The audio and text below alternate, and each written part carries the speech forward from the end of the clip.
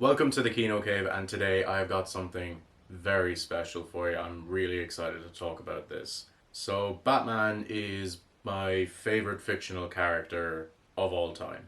Arguments can be made for other ones, but I think I always come back around on Batman. I find him endlessly fascinating. I love talking about him, I love consuming Batman media, I love the character, and trust me, there will be plenty of videos in the future about Batman. So I've read plenty of his more well-known comic books, like probably my favorite Batman comic story of all time is Dark Victory, followed by like Long Halloween, and but then I've also read Hush, Death in the Family, Death of the Family, Court of Owls, all the big ones, most of them anyway.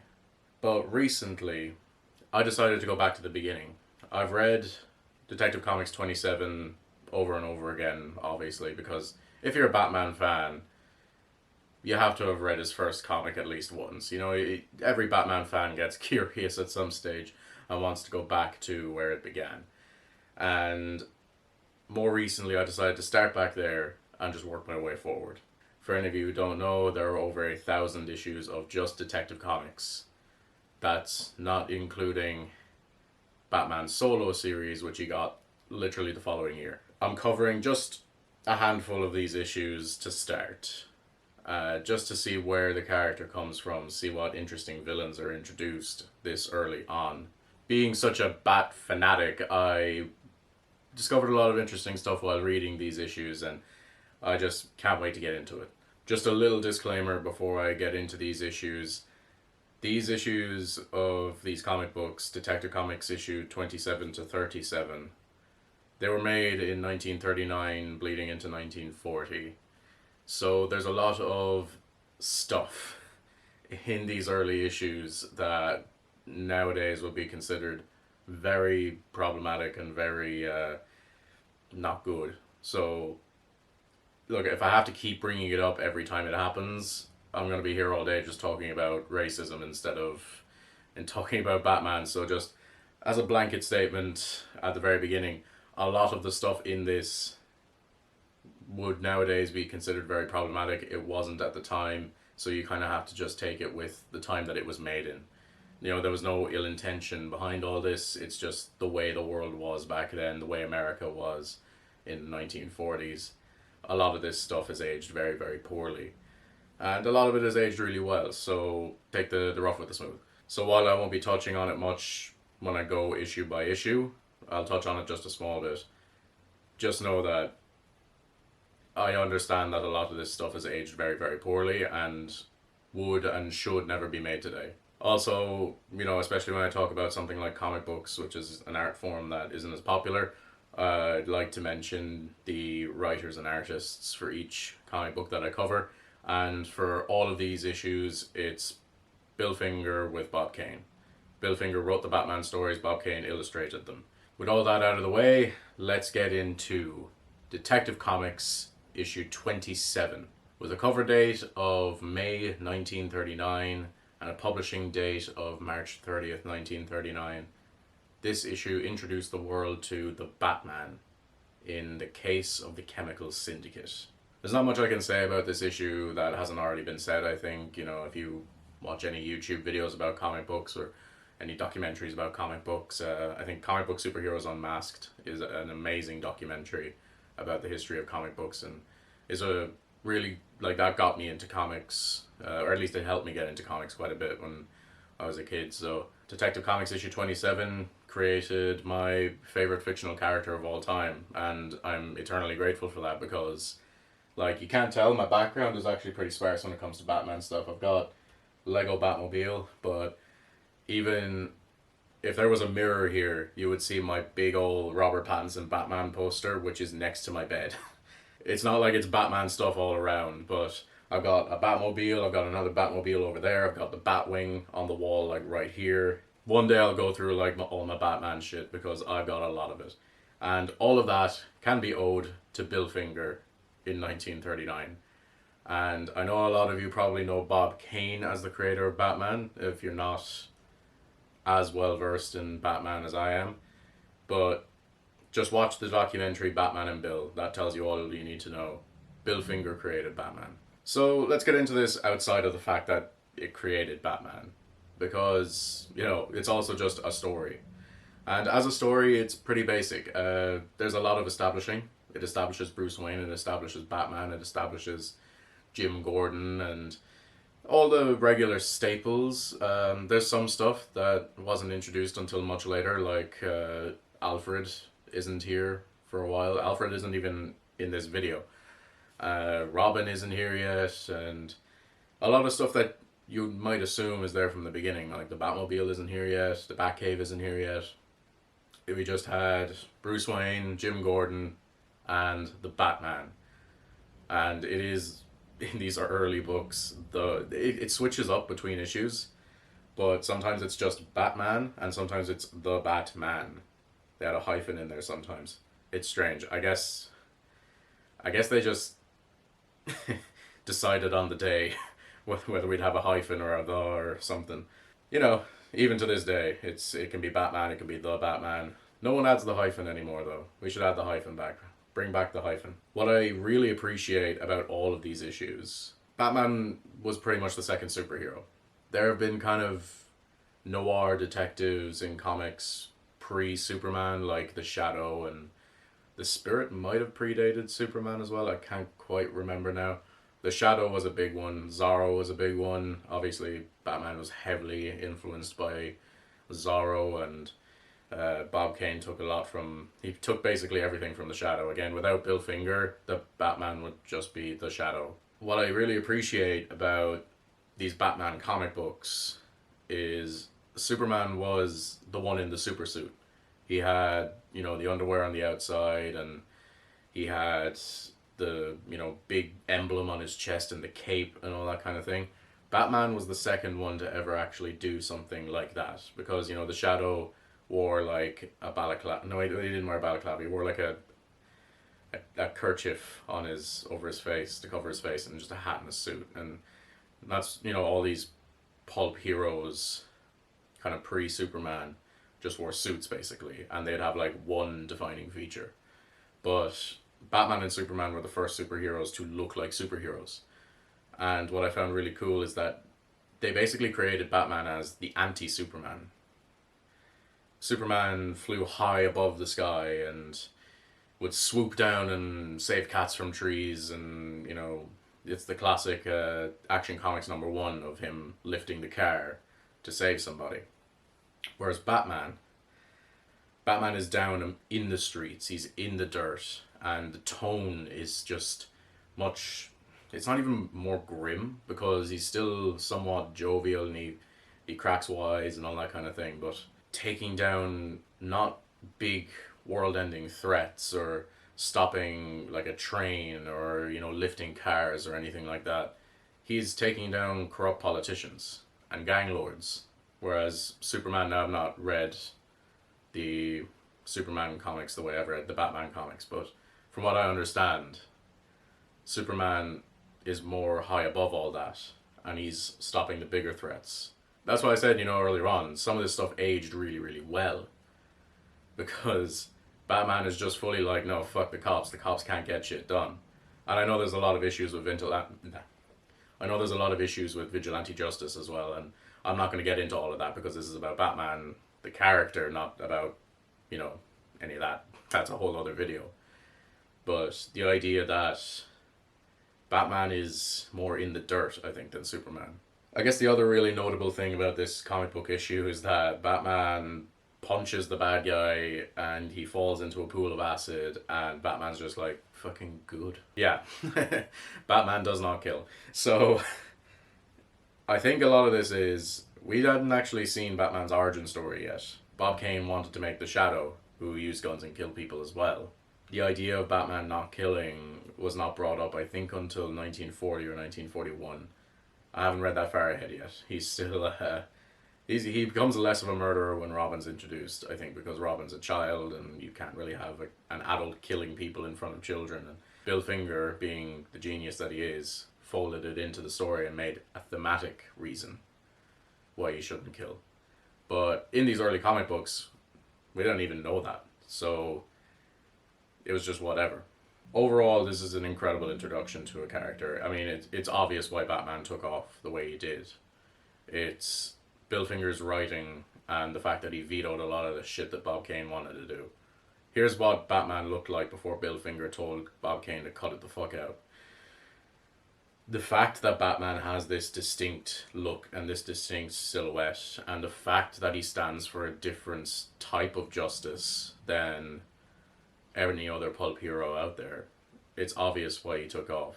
And being constantly redefined and defined again, even in just the first couple of years of his comic book existence, it's incredible what they managed to create in 1939 and how a lot of this stuff is still relevant today. It's amazing.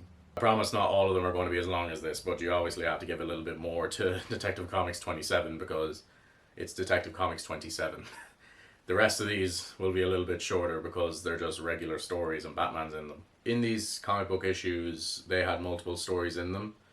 Like Slam Bradley was a big Detective Comics character as well.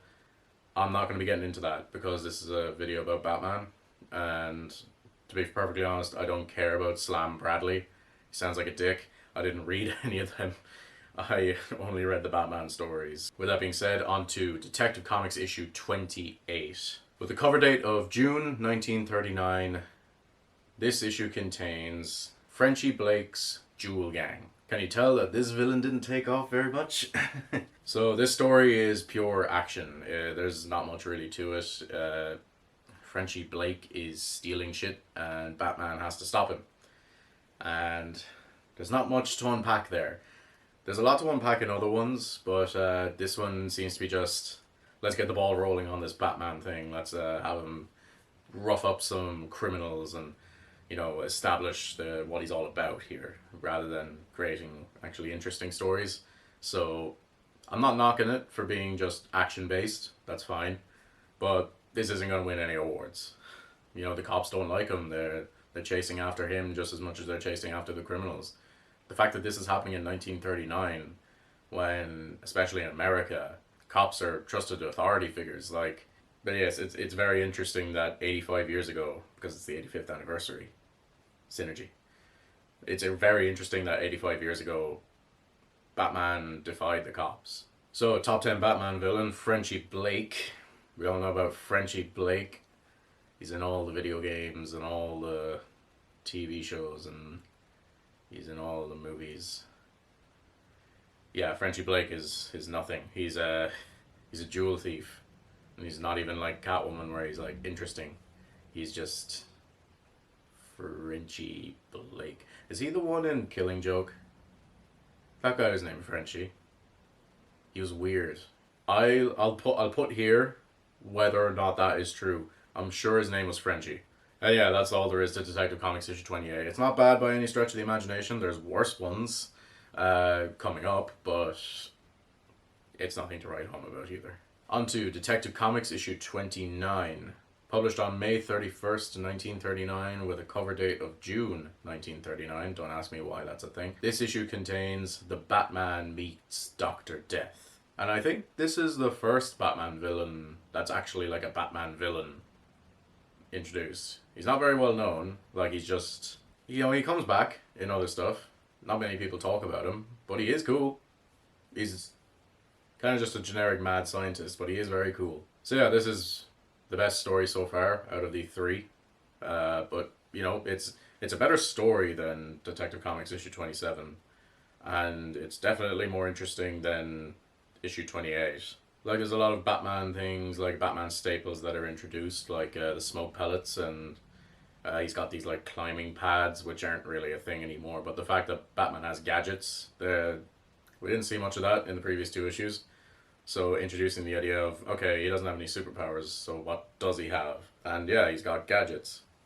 And there's also kind of like a proto Batmobile here. He has basically a red car, and they do just call it the Batman's automobile. But yeah, there you go. First ever Batmobile was just a big old red car. There's some really good imagery in this as well, I think. You know, really good looking panels. I was going to say shots, they're not shots, they're panels, because we're talking about a comic book, not a film. There's some really really cool imagery in this. Some like iconic, like instantly iconic stuff, like this silhouette that I've got pictures of all this stuff up here. Also, bring back Comixology. Just as a side note, bring back Comixology. Where the fuck did it go? It's so annoying to try and read comic books now. And yeah, as I mentioned, Doctor Death is a really cool Batman villain. He's like the first super villain that Batman has ever faced. Like, yeah, he's just a mad scientist at the end of the day, but the fact he's got a unique name and a kind of a look about him, and like little quirks and stuff like that, I think that's very interesting. And it's very 1940s as well. Like, you know, Batman, he's not facing like big time villains like Poison Ivy and Bane or anything like that. It's no, he's fighting mad scientists because that was all the rage in 1939.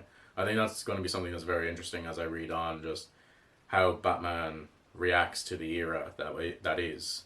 The 30s and 40s were the era of like there's mad scientists cooking up atomic bombs and stuff like that, and those are the type of people that Batman and Superman were fighting. It's really really interesting. On to Detective Comics issue 30. Published on June 30th, 1939, with a cover date of August 1939.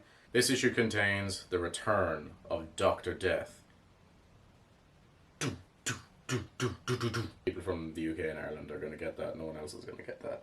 So yeah, this is kind of insane. Like, a returning villain, and it's kind of a surprise. He like, almost, he was presumed dead in the last one. Again, Batman killed all these people. But yeah, he's back. He's back to do some nefarious stuff. I feel like it would have hit harder. Like, when I was reading it, and I saw just the return of Dr. Death, I was like, holy shit. But because I didn't think they'd do like returning villains. Like, I thought that would be like a thing that would come up in like the 50s. I didn't think they'd do it as early as this, because comics were kind of like this throwaway thing that a kid might buy with his pocket money month to month. But he's back. He's returned. He's not happy. Yeah, there's not much to say about this one either. Dr. Death is back. Batman has to go murder him a second time. I can't remember, does he kill him at the end of this one? I'll have to go back through these anyway to get screenshots, so I'll find out. But yeah, there's some great imagery in this again, but otherwise it's not very interesting. The fact that there's a twist villain return is about as interesting as it is. It's kind of hilarious that it happened this early on. Again, I did not think that this had happened. Like, this is his fourth issue, like, ever. Detective Comics, issue 31. Published on June 30th, 1939, with a cover date of September 1939, this issue contains Batman versus the Vampire, Part 1. Again, okay, do you know what? This is probably a better business strategy, having it be introduced as Part 1. It's like, oh, this is Part 1. Next month, you gotta beg your parents to buy you the next issue for... You had to beg your parents to buy you the next issue for 30 cents, because that's how much things still cost that much. You definitely cannot buy a single thing anymore for 30 cents. This is a good issue. It contains one of my favorite Batman covers ever. I love the idea of Batman being related to Dracula, because I love Dracula as well. So having those images marry up, because obviously they're two bat-related characters and they're very similar characters in how they're strange and they dress weird, and it's really really fun.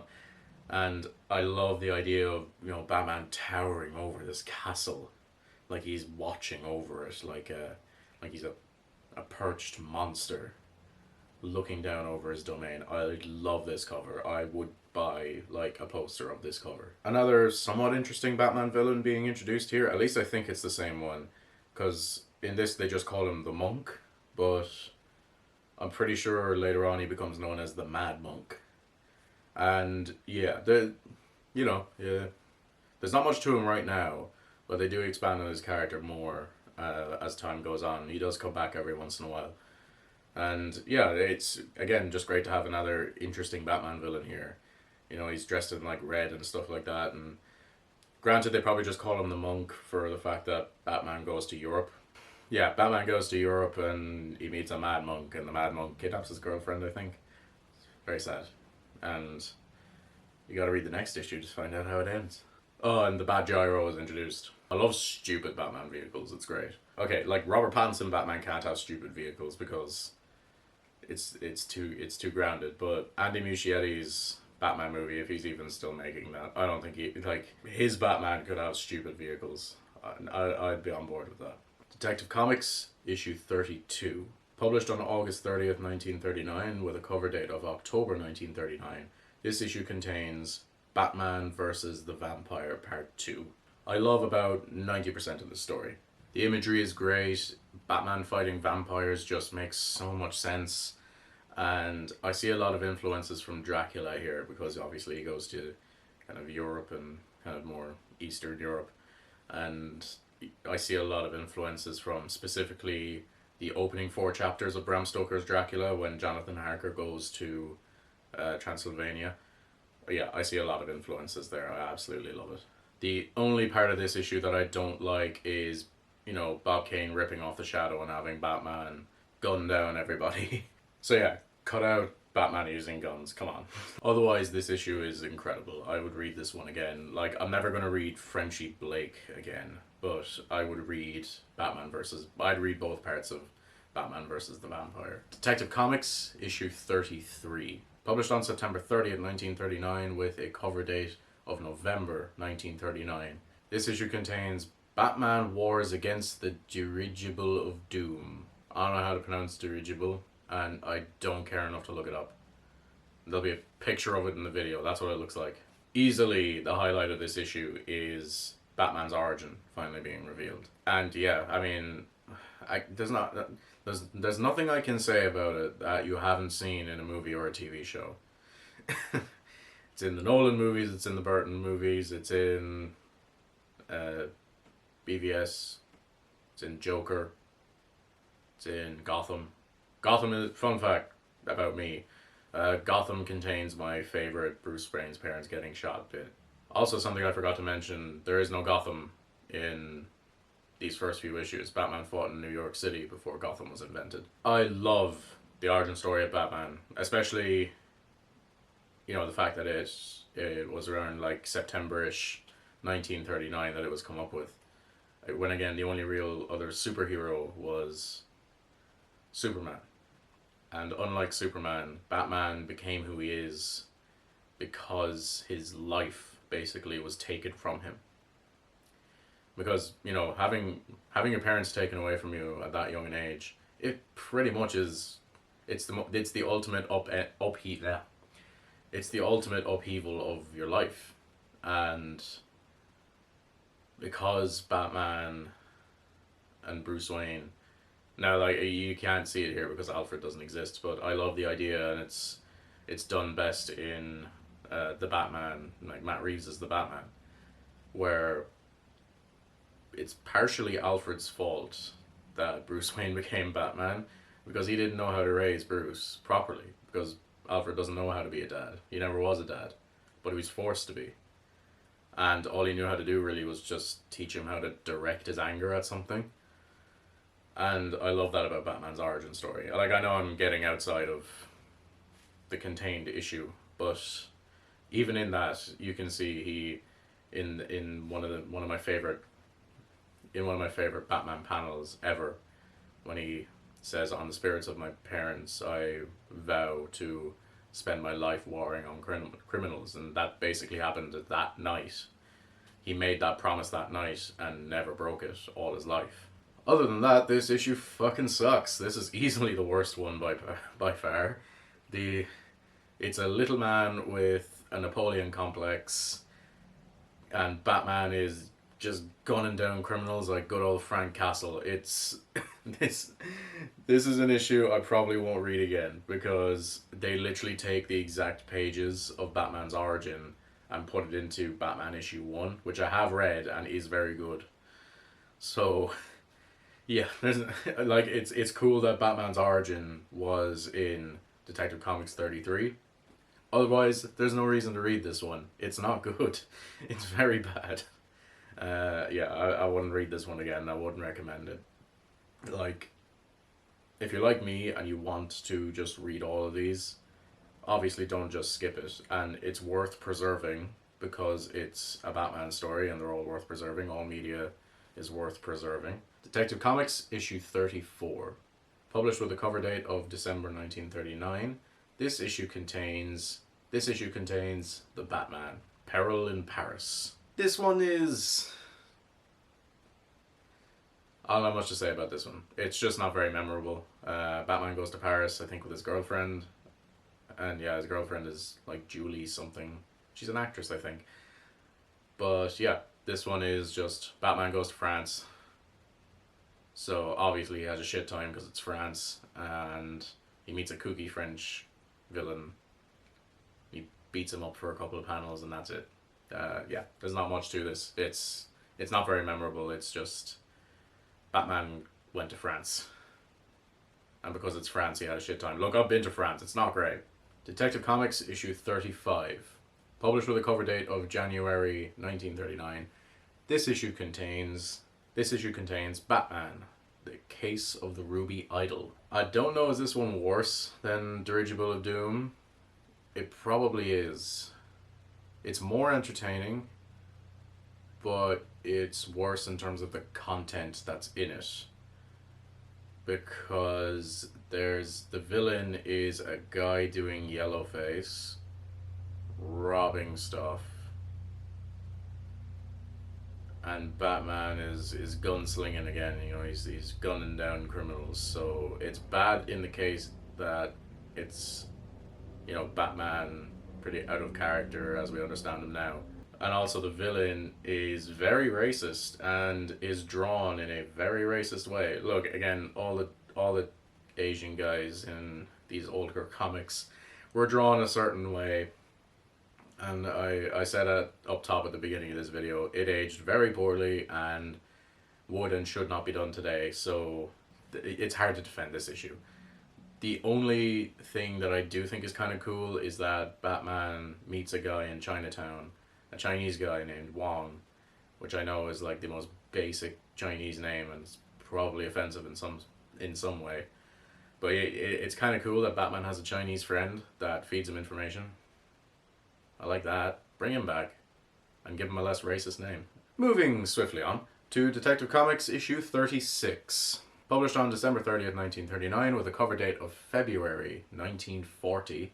We're into the 40s. This issue contains Batman meets Professor Hugo Strange. Fuck yeah.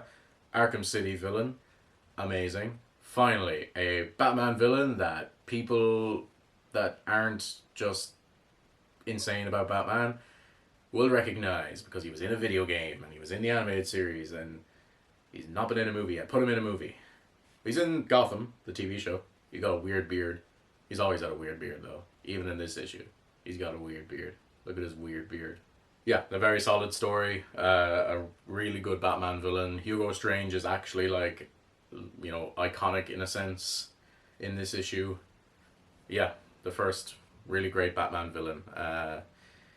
And, you know, it's a great story with some solid imagery and just really, really fun. And, you know, he gets thrown in jail only to come back and eventually discover Batman's identity. I really like Hugo Strange as a villain. Probably because my introduction to the Batman character was Batman Arkham City.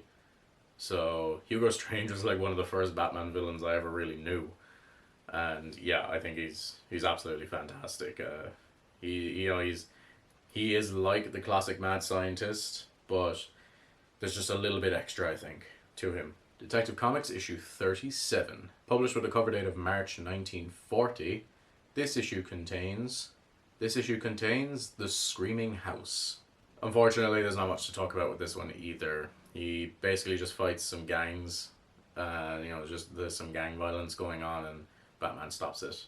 Some of these issues were really short and there's just not much in them to talk about. It doesn't introduce anything interesting to the comic book, like to the Batman world. There's not much insight into any characters. There's not a very interesting villain. He's just fighting gangs. Shit, that's it. That's a very deflated last issue. What is interesting is that this is how long Batman lasted until Robin was introduced. That's right. Robin, aka Dick Grayson, was introduced in Detective Comics issue 38, which I won't be covering If this video does well, I'll get into it. He made it, what, 6 months without Robin, and then Robin was introduced, and there's basically been Robin ever since. There's got to be at least one Robin all the time. So yeah, Batman made it 6 months without Robin, and Robin was introduced, and he's been by his side ever since.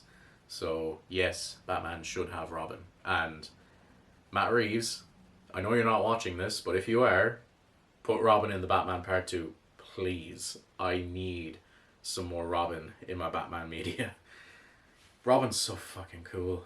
And he works with Batman so well. If you like this video, give it a like, comment on it, do some engagement, subscribe to the channel.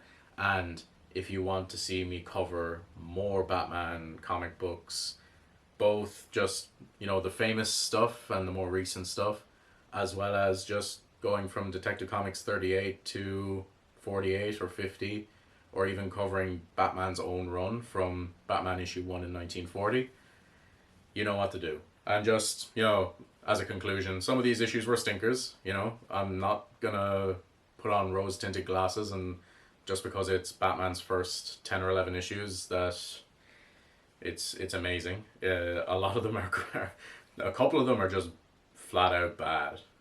But the fact that a couple of them are still really great and that I still enjoyed them 85 years after they were written, that says a lot about the writing quality of Bill Finger. Like, comment, subscribe.